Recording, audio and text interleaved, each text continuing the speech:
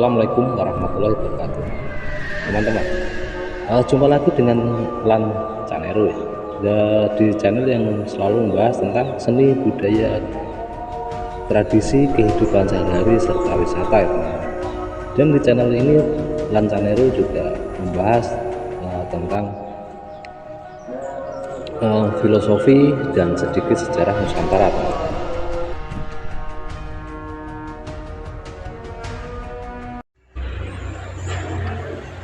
Mengapa manusia bisa bereinkarnasi, teman-teman?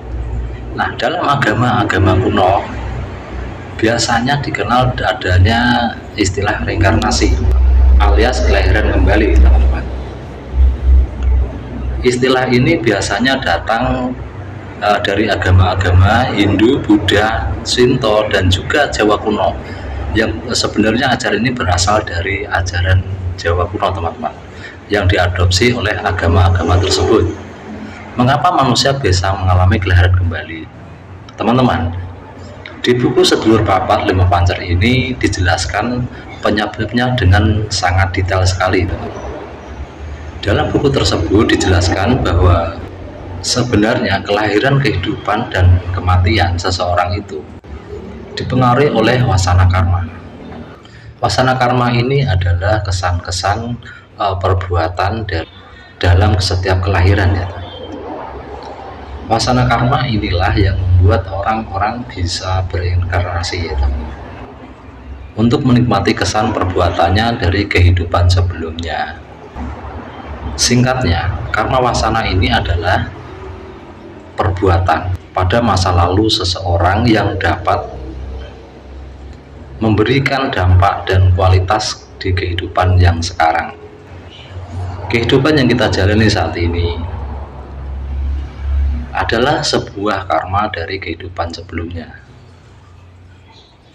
Teman-teman, demikianlah kira-kira penjelasan menurut ajaran-ajaran kuno ya, teman-teman. Menurut buku Sedulur Papat Lima Pancer, selama wasana karma menempel di jiwa murni dan roh manusia, maka roh manusia akan mengalami reinkarnasi kembali, teman-teman. Jika roh sudah bersih dari semua wasana karma, maka roh akan lepas dari siklus reinkarnasi. Pada prinsipnya, setiap jenis kegiatan manusia, di setiap jenis perbuatan manusia itu akan menimbulkan kesan yang tersimpan dalam manomaya kosa, alias tubuh mental atau tubuh pikiran, teman-teman. Dalam sejarah kuno Bali, tubuh manusia itu terdiri dari beberapa lapis yang semuanya membungkus roh kesadaran murni manusia. Teman-teman,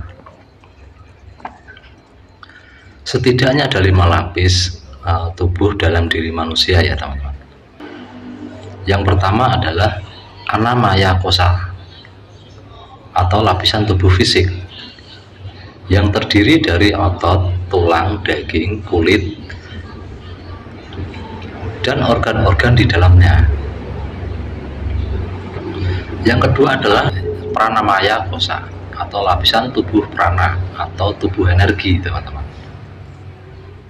Yang ketiga adalah manomaya kosa atau lapisan tubuh mental dan pikiran.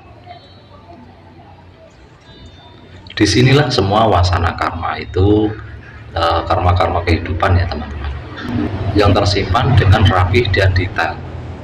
Dan yang keempat adalah wijana namaya kosa, lapisan tubuh kebijaksanaan ya, teman-teman. Dan yang kelima adalah ananda maya kosa atau lapisan tubuh kebahagiaan. Teman-teman, disinilah jiwa murni, roh kesadaran murni itu tersimpan.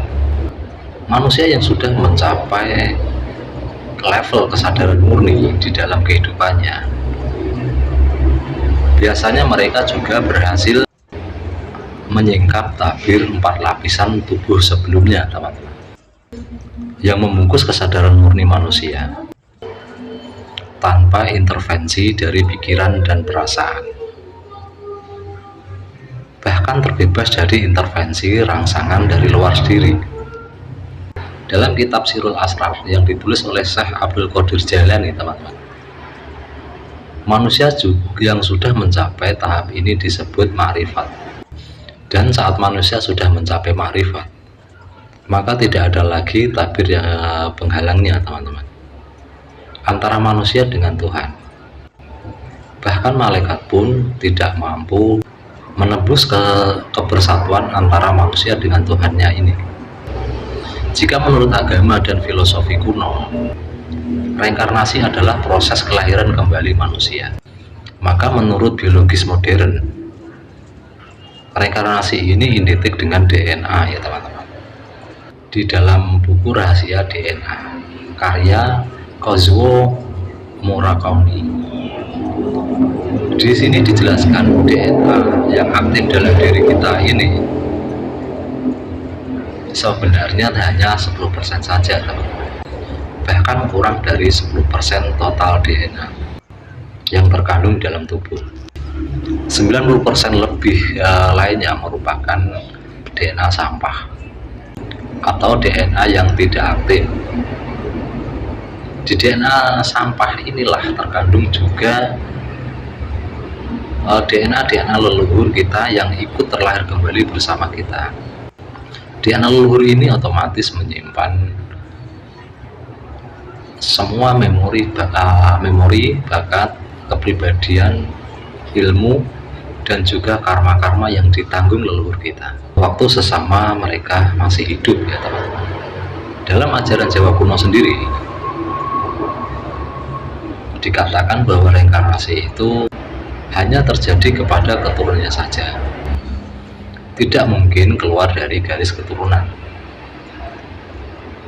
Kalau istilah orang Jawa itu dikatakan titisan, sehingga bisa dikatakan kita ini bisa saja merupakan reinkarnasi dari leluhur kita atau titisan dari leluhur kita, ya teman, entah dari generasi keberapa. Orang yang disebut sebagai reinkarnasi leluhurnya atau titisan leluhurnya biasa memiliki karakter, watak, dan keilmuan yang sama. Sekaligus ia juga mewarisi karma-karma leluhurnya. Ini selaras dengan penjelasan di dalam buku Rahasia DNA, ya teman-teman, di mana diri kita juga mewarisi DNA leluhur yang menyimpan semua memori semasa mereka masih hidup. Itulah sebabnya kenapa ada manusia yang sangat mirip dengan buyutnya sendiri atau sangat mirip dengan leluhurnya dari generasi jauh. Ini juga adalah penyebab kenapa manusia itu bisa memiliki watak dan keilmuan yang sama persis dengan leluhurnya, walaupun mereka sudah terpisah jarak beberapa generasi. Bahkan keturunannya ini bisa juga mewarisi karma-karma yang sama persis, ya teman-teman, dengan yang ditanggung oleh leluhurnya. Dalam kehidupan yang sekarang ini, karma-karma buruk leluhur yang ikut terlahir ini sebaiknya dituntaskan agar manusia bisa terlepas dari siklus kesengsaraan. Lalu bagaimana agar manusia bisa terbebas dari siklus regenerasi berulang ini, teman-teman? Dengan meningkatkan kesadaran diri, kita bisa mengenali semua wasana karma dalam diri kita dan kemudian menyelesaikannya, sehingga manusia bisa melampaui karma itu sendiri dan akhirnya bisa mengalami keterlepasan terhadap hal-hal duniawi. Dengan mengalami keterlepasan terhadap hal-hal duniawi yang membelenggu, maka manusia bisa berpotensi mencapai kesadaran murninya dan akan terbebas dari siklus reinkarnasi, ya teman-teman. Teman-teman, lalu bagaimana caranya agar manusia bisa meningkatkan kesadaran diri hingga akhirnya nanti melampaui karma? Salah satunya adalah dengan menerapkan ajaran papat lima pancer berikut ini. Ini adalah ajaran perubahan Nusantara, ya teman-teman. tentang bagaimana memperdayakan saudara empat kita sendiri. Kalau istilah Bali disebut kandapat atau catraksana, yang ikut lahir bersama kita, sehingga mereka bisa menjalankan fungsinya dengan baik sebagai pelindung dan juga membantu dalam proses meningkatkan kesadaran manusia itu sendiri, dan tidak terjerumus dalam praktek-praktek ilmu hitam yang menyesatkan dalam perjalanan spiritual ya teman-teman. Di dalam konten saya kali ini itu yang menjadi sumber dari pembahasan kali ini adalah, yang pertama adalah dari buku Sedulur Papat Lima Pancer karangan I Ketut Sandika. Yang kedua adalah buku Marifat dari karangan Syekh Abdul Qadir Jailani, yaitu kitab Asror, Sirul Asror ya teman-teman. Terus yang ketiga itu adalah dari buku Rahasia DNA karangan Kazuo Murakami ya teman-teman. Demikianlah yang bisa saya sampaikan dalam konten kali ini, mudah-mudahan bisa bermanfaat dan sedikit memberi edukasi buat kita bersama. Dan sampai di sini dulu, sampai jumpa di konten-konten selanjutnya. Wassalamualaikum warahmatullahi wabarakatuh. Rahayu, rahayu, rahayu.